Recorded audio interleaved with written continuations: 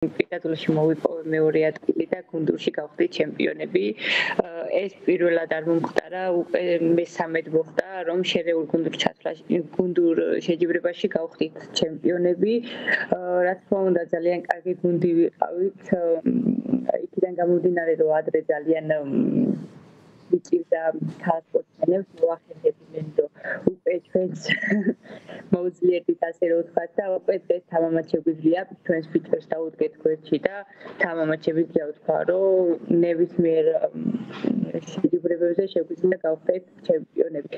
რაც შეეხება ჩემს პირადულს მართლაც რომ საჩემპიონოდ ვიყავით ჩასული, გავიარეთ ძალიან კარგი მომზადება, ყველანაირად გვერდში მედგნენ ჩემი მწვრთნელებიც და მინდოდა რომ ჩემპიონი გამხდარიყავი, მომიპოვებინა ისტორიული медали, თუმცა ძალიან ცოტა დამაკლდა ჩემპიონობამდე.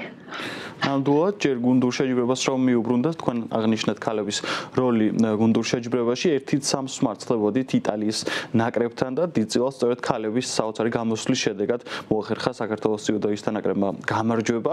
ამაზე უფრო მეტი რომ ვისაუბროთ, ქალების ძიუდოში პროგრესი შესამჩნევი არის ბოლო პერიოდში და თქვენი აზრით ეს გამარჯვება, ეს ტიტული, რომელიც მოიპოვეთ, რამდენად უფრო წინ წაწევს ქართულ ძიუდოს ქალთა შორის.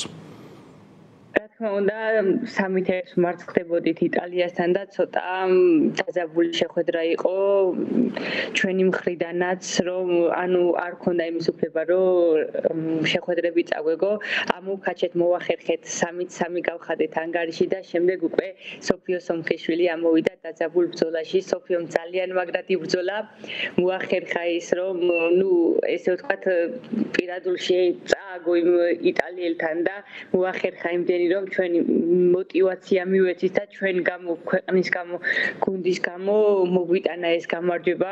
მადლობა მინდა სოფიოს გადაუხადო ამ ყველაფრისთვის, მართლაც რომ ყველაფერი გააკეთა იმისთვის, რომ ჩვენ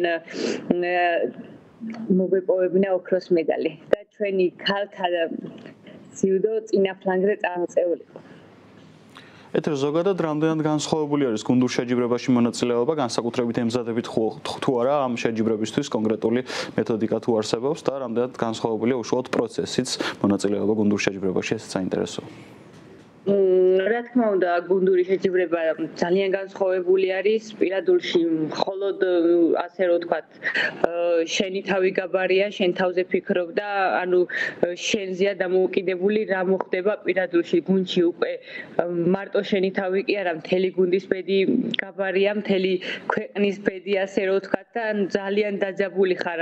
არ გაქვს თუნდაც იმის უფლება, რომ ანუ გუნდს უღალატო და დამარცხდი ასე რომ ვთქვათ, შესაბამისად აღნიშნავ იმასაც, რომ მე ვასპარეზობდი გუნდში ერთ-ერთი, რომელსაც მარტო მე მქონდა медали და მინდოდა, რომ ჩემ გუნდსაც მოიპოვებინა მედლები და გახარებული ჩამოსულიყავით მთელი გუნდი.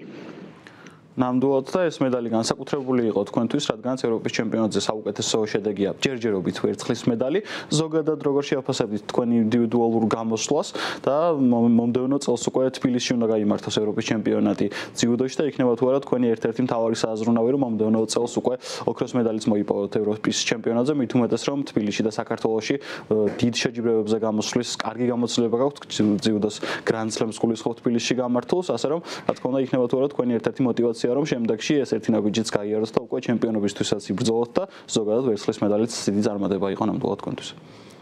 რა თქმა უნდა, ძალიან კარგ ფორმაში ვიყავი, ფედერაცია ძალიან გვერდში გვიდგას, ყველაფერს აკეთებს იმისთვის, რომ რაც გვჭირდება, ყველაფერი გქონდეს, გავიარეთ უცხოეთში შეკრებები და მადლობა ღმერთს, რომ კარგ ფორმაში შევხვდი, თუმცა წასვლის წინ ვირუსი შევხვდა და ცოტა გრიპი მქონდა, მაგრამ იმისა მიუხედავად მაინც არ დავნებდი და გრიპიანმა მოახერხე ფინალში გასვლა. ვიმედოვნებ თქვენ ნახევარში მსოფლიო ჩემპიონატი არის და შევეცდები უკვე იქ მართლაც რომ უმაღლეს ფორმაში შევხვდე და უკვე მან გამოვავლინო ჩემი მაქსიმუმი. ეს რა თქმა უნდა დასაწყისი არის და მე კიდევ ბევრი შემიძლია და შევეცდები რომ ჩემი მაქსიმალური ძალებით წავსდგე მსოფლიოს. ანუ სოფლიო ჩემპიონატზეც მედლისთვის უნდა ველოდოთ თქვენს გამოსვლას. თქმა უნდა ჩვენი იმდენი გვაქვს ნაშრომი და ისე ვართ მობილიზებულები უკვე მსოფლიოზე რა თქმა უნდა მედლის კანდიდატებად მივდივართ.